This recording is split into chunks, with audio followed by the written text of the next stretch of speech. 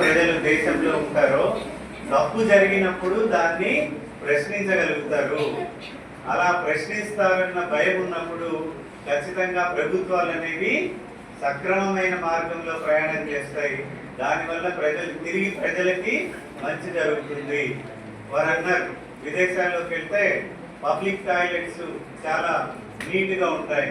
నీట్గా లేకపోతే వెంటనే అక్కడ ప్రజలు ప్రభుత్వాన్ని క్వశ్చన్ చేస్తారు, మాకు సరైన వసతి మీరు కల్పించట్లేదు, సరైన ఏర్పాటు చేయట్లేదు అని.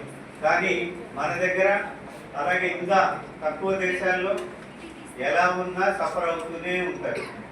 సో అందుకు మనకి విద్య అనేది అవసరం, అలాగే దాని ద్వారా వచ్చే వివేకం అనేది అవసరం. రెండవది ఆరోగ్యం, ఆరోగ్యవంతమైన ప్రజలు. స్వామి వివేకానంద ఏం చెప్పారు?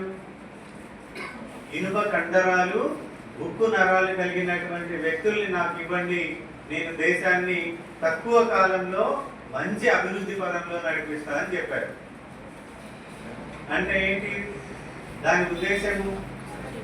ఇనుప కండరాలు అంటే ఇనుప చేసిన కంటే మనుషులు అంటే ఏంటి? ఎటువంటి మనుషులు కావాలి? ఆరోగ్యవంతమైన, శారీరకంగానే కాదు ఆరోగ్యవంతం అనేది, మానసికంగా కూడా ఆరోగ్యవంతులై ఉండాలి. శరీరం పుష్టిగా ఉంటుంది, తెలివితేటలు ఉండవు. దేనికి?